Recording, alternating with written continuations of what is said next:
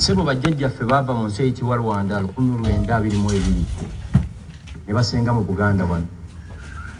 Tewali kitundu mu Uganda kyabudaabuda Abanyarwanda nga Buganda ekiriyo.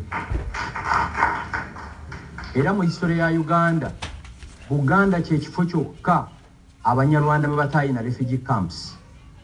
Ebitundu byonna ebirala Tooro, Ankole waliyo refugee camps z'Abanyarwanda. Era bajjajjaffe batugamba nti bajjajjaffe bangi baafiira mu Lake Mbulaawo olwokubanga Kabaka yaliwo then Wankole yali abagamba badde e Rwanda. Kabaka wa Buganda yaliwo n'abagamba amubaleke bakontinuinge bajje mu Buganda. So relationship y'Abanyarwanda ne Buganda eringange ya Amerika ne Bungereza.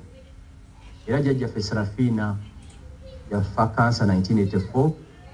Twali tukyali baana bato yatugamba timulwanyisanga omuntu yenna ne timulwanyisanga Obwakabaka bwa Buganda.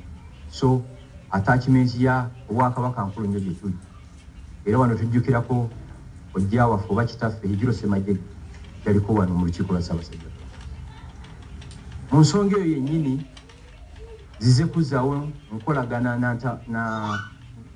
nkolagana ne Katikkiro wa Buganda.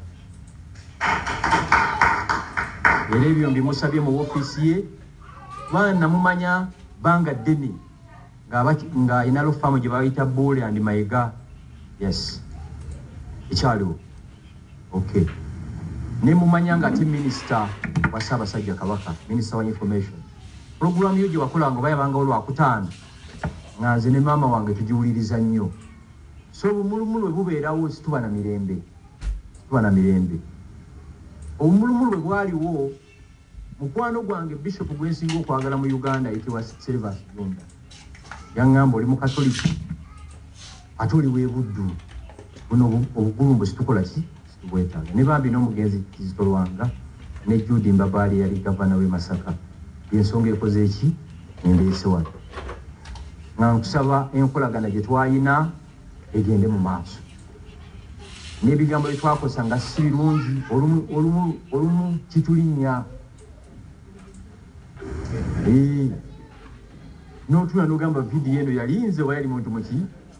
Yali muntu mulala. Tuli mu nsi ekitwesinga nnyo. Naye abantu abali civilized bw'okula olaba nti I think yali ki? Yali nsobi. Era ndowooza abantu abagunjufu be balaba nti akoze ensobi n'akola ki? Ne yeetonda. Kyekindeese wano. Sebo nakoma okujja wano oba 2010 mu hoole eno. Nakoma okujja wano. Nze omu ku baasooka okuteeka essente ku ttaffaali ewa e Kasubi nga Katikkiro Walusimbi akyakola ki? Lwakwasa afuddeyo okukebera documents naye nga tuziyina. Kyekindeese wano. Sebo tukwebaza okulwanira Ssaabasajja Kabaka. By'oyitamu tubiraba ne bakubanja Kabaka. Abakubanja Kabaka tebamuyinaako Luganda. Era gye mbaddeyo nga mbyogerako nti Buganda Ssaabasajja Kabaka alina Katikkiro, alina Baganda babalangira n'Abambejje, alina abaana be. Mwe ababanja Kabaka mumuyita mumuyinako Luganda ki? Twali tuli awo Ssaabasajja Kabaka ng'akoze eki? Ng'akomyewo essanyufu bwe tulaba Kabaka batufuna emirembe. Kyekindeesewo. Nayise ne mikwano gyange ono muganda wange bamuyita Wiitonze Juma Wegomba ne muganda wange Saka Ddungu Muweesi ono weekawoko ng'ogenda e Ssembabule. Saategedde nti mukolo gw'amaanyi mbadde nja kuyimbulira abantu wano. Naye mbadde nkusaba mu maaso eyo nzikirize kuleetere ku bavandimu wano.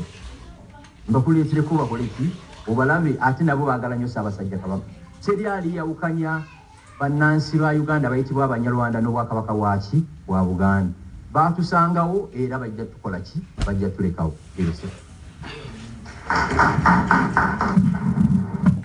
Nga bwe muwulidde muto wange ayogera, okwetonda nkukkiriza.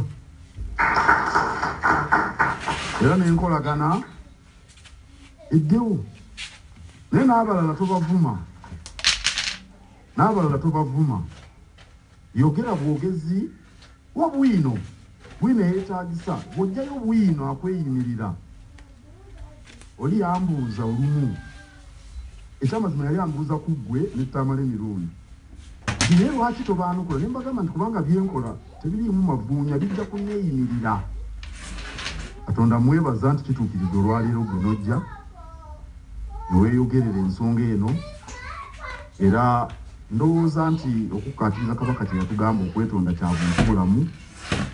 N'olwekyo twagala tubeere bantu balamu, tuzimbe eggwanga eryeyagaza. Uganda si nnene nnyo naye nnene ekimala ffenna okubeeramu. Awo nno kano kabonero kalungi, era nammwe abazze okubaawo nga ndowooza bano bazze kubaawo nga bajulizi baga naye ddala Gashumba agenda ddala agamba nti azze kuzaawo okolagana. Ndowooza mwebale nammwe kujja obujulizi mubufunye.